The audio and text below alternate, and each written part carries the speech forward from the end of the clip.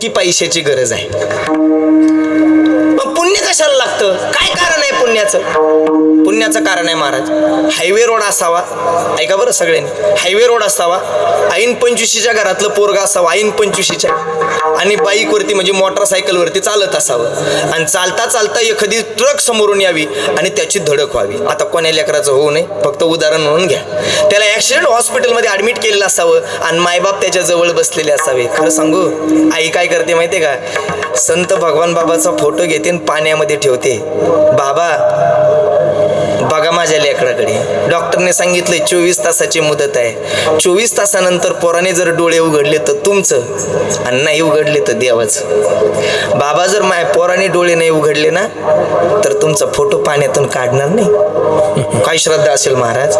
बघा बाबा, माझं पोराने डोळे उघडले पाहिजेत. 24 तासाची मुदत आणि सही घेतात. 16 लाख रुपये भरून घेतले आणि आईची वडिलाची सही घेतली. गेलं तर देवाचं. सही ऐका, 16 लाख रुपये एका मिनिटामध्ये भरल्या गेले.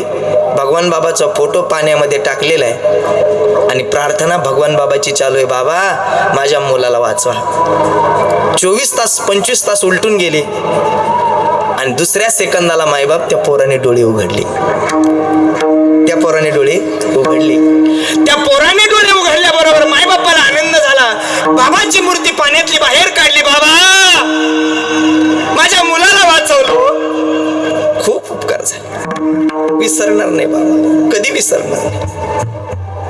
आता सांगा, आमच्यासारखे काही महाराज लोक भेटायला गेले आणि आईला विचारलं, आई बाळ्याची तब्येत बरी आहे का?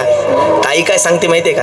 ऐकता तुम्ही सगळे? ऐका, आई काय सांगते माहितीये का? आई म्हणते, खरं सांगू महाराज, तुमच्यासारख्याच्या आशीर्वादाने, महाराज तुमच्यासारख्याच्या आशीर्वादाने, आमच्या कामी कमवलेल्या पुण्यईने, आमच्या पोराने कमवलेल्या पुण्यईने आणि भगवान बाबाच्या आशीर्वादाने आमचं पोरग वाचलं. नाही तर आमचं पोरग काही खरं नव्हतं महाराज, आमचं पोरग गेलं असतं. सांगा, तिने सांगितलं 16 लाख रुपये भरले म्हणून वाचलं?